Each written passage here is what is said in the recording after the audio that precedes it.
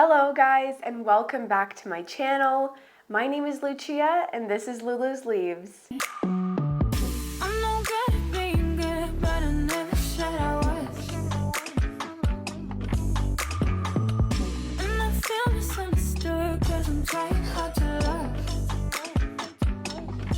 If you cannot tell, I am sick again. I couldn't tell you why this is happening to me, but I know that it's that time of year, so I'm sorry if I sound a little bit stuffed up.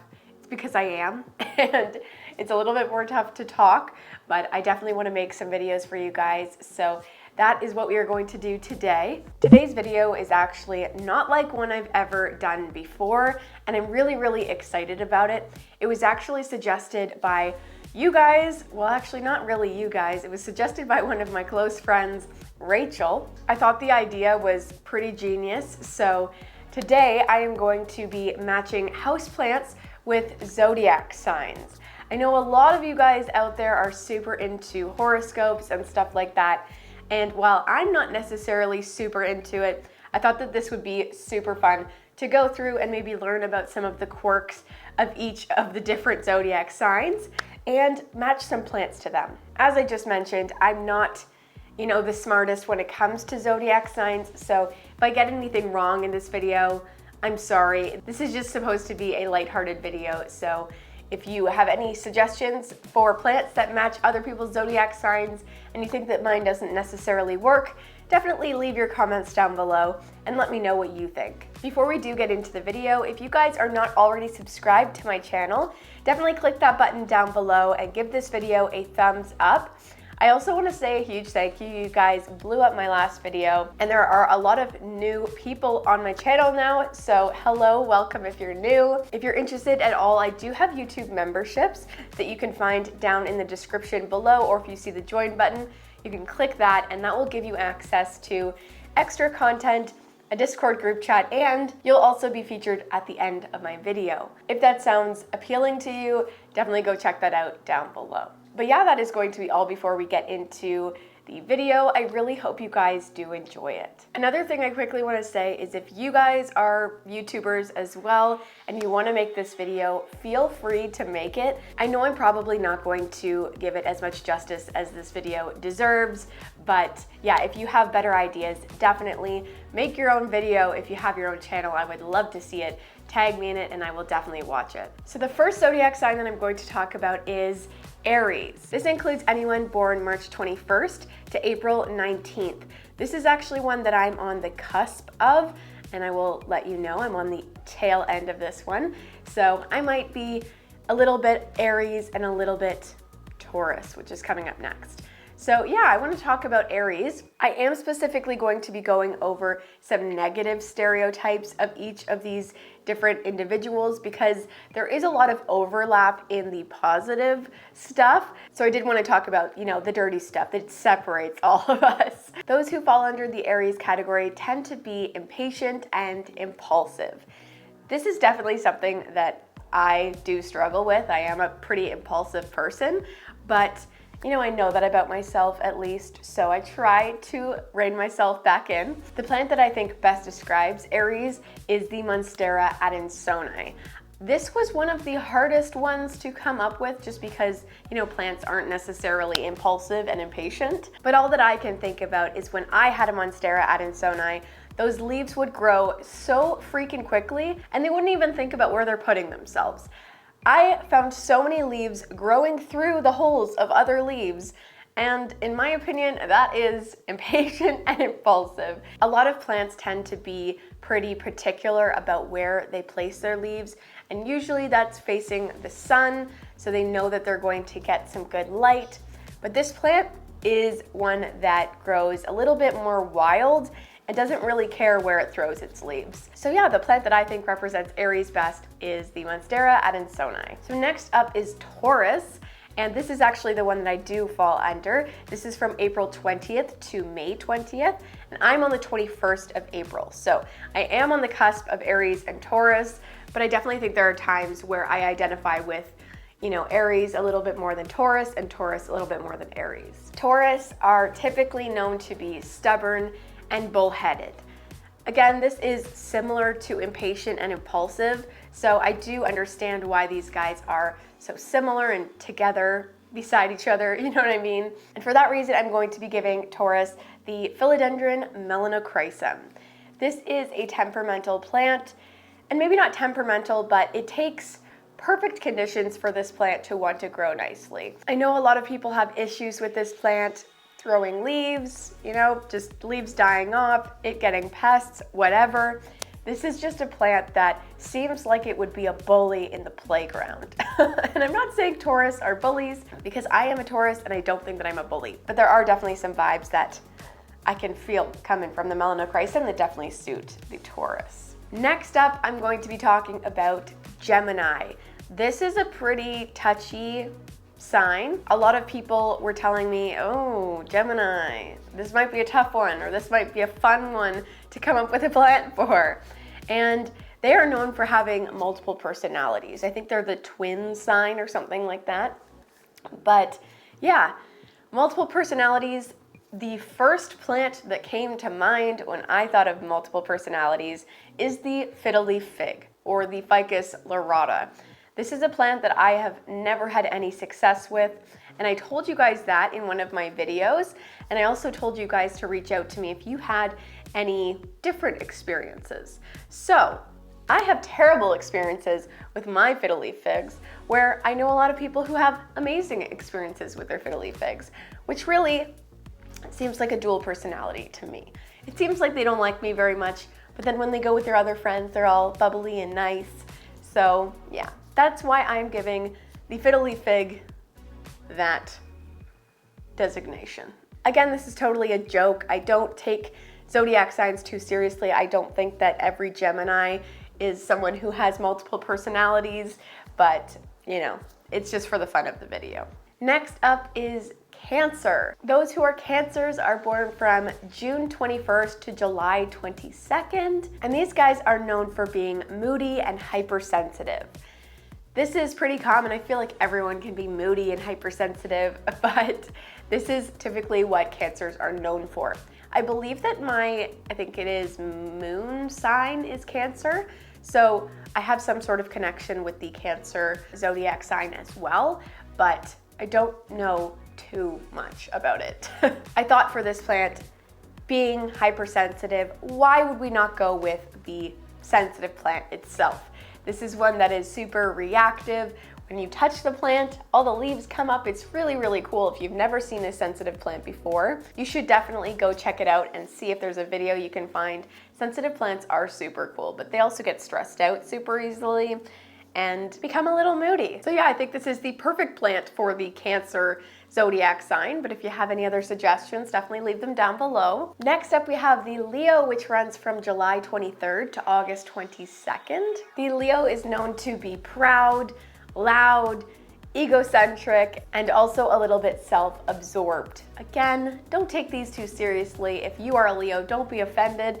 You are probably a great person. And even if you have some of these traits, it doesn't mean that you're not a great person as well. We all have our downfalls. For this plant, all that I could think about is being loud and proud. And the plant that I know that does that best is the Anthurium veitchii. I think this is a king of a plant, and one that is a self-proclaimed king, if you know what I mean. So definitely one that is self-absorbed. I think it's probably the most proud plant in my collection.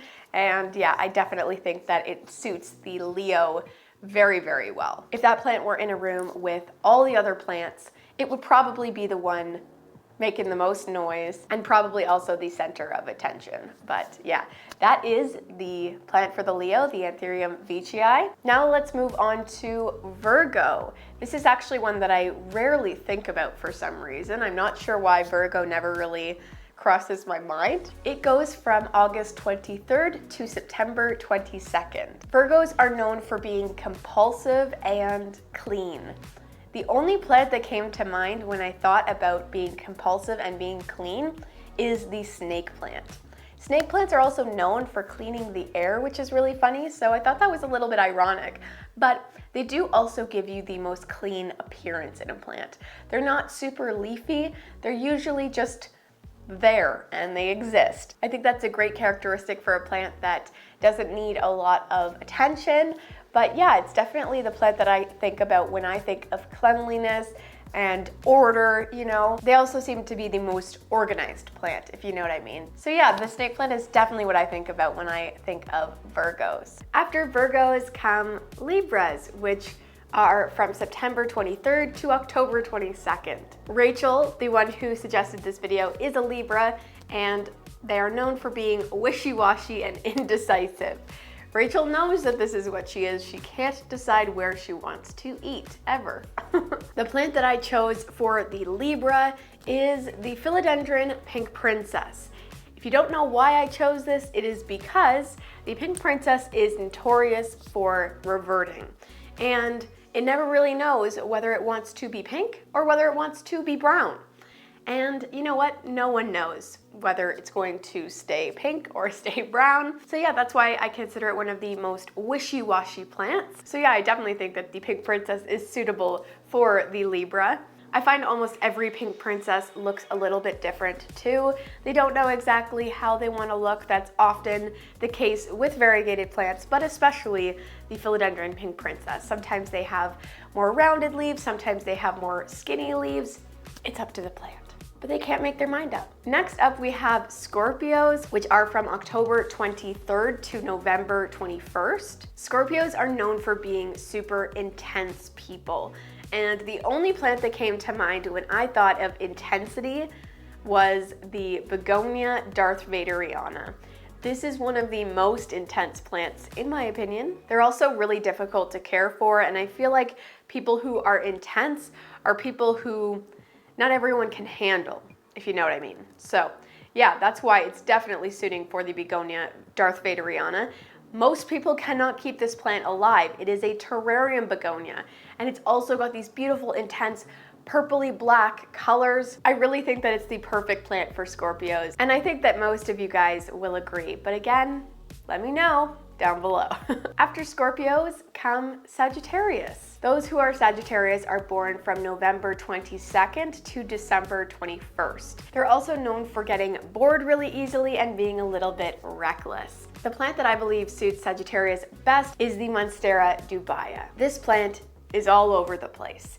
Let me tell you, this is a shingler. It is one that likes to grow in whichever way it would like. Sometimes it gets bored of being a perfect plant and decides it wants to throw out little runners, which are super fun to deal with. They are not super fun to deal with, and these plants eventually evolve into beautiful, big, large leaf plants. They lose their silveriness, but they tend to be pretty reckless in the way that they grow. So that is why I believe that the Monstera dubia suits the Sagittarius best, but this is one that I was not super confident with. So yeah, if you have suggestions, I would love to hear them. I want to know more about Sagittarius because my boyfriend is actually Sagittarius. So yeah, for now, the Monstera dubia is going to be the placeholder. Next up, we have Capricorn, which runs from December 22nd to January 19th. Capricorns are known for being social climbers, and they don't care how they get there. And the plant that definitely best suits Capricorns is the Monstera albo. This is a plant that is slowly becoming a little bit less popular, but for the longest time, the Monstera albo was the most sought after popular plant. It's also one that cost a lot of money in its prime, and yeah, it definitely was the plant that everyone wanted, and if you didn't have that plant, you were left behind. I'm just kidding, it doesn't really matter what plants you have. But this was definitely the plant that was the social climber of the plant world for at least a good year and a half. I have no doubts about this plant being best suited for the Capricorn. The second to last zodiac sign that we need to talk about is Aquarius, and anyone that is an Aquarius is born from January 20th to February 18th. These people tend to be cold, hyper-rational, and a little bit detached. This was also another one that I had a little bit of trouble finding a plant for, but I decided on orchids. With this one, I definitely went a little bit more reasonable, you know. I went with a plant that likes to be a little bit colder, you know, actually cold, and one that needs specific conditions to bloom. And I really think that that best suits the Aquarius. Orchids tend to be hyper rational in the sense that they will only bloom if they're really, really happy. So that is what I've got for that one. It's definitely another one that wasn't super easy to come up with, but I think I did the best that I could. And lastly, we have Pisces. My best friend growing up was Pisces, and we got along very well. But Pisces are those who are born from February 19th to March 20th. Pisces are also known for being empaths, and they're also a little bit flighty. The best plant that I could come up with, especially because this is a water sign, and this is a plant that needs a lot of water, is the peace lily. Peace lilies, you know, they're meant to bring prosperity. They're peaceful, you know, peace, whatever. But they're also very moody. And that is something that comes with this plant. You need to water it all the time. It will let you know when it needs water. It shows its emotions, but it's also ready to die on you at a moment's notice. So that is why the Pisces definitely deserve the peace lily. They are great people, but they definitely have some tendencies to want to run when things get tough. Well guys, that is it for today's video. I really hope you guys did enjoy it. I know it was a little bit longer, but you guys like longer videos, so definitely leave this video a thumbs up if you did enjoy it. Leave comments down below if you have any suggestions for future videos or anything like that. Also, don't forget to join as a member if you're interested by clicking the join button or the link in the description down below. That's going to be all from me, guys, though. Thank you so much for watching this video, and I will see you next time. Bye!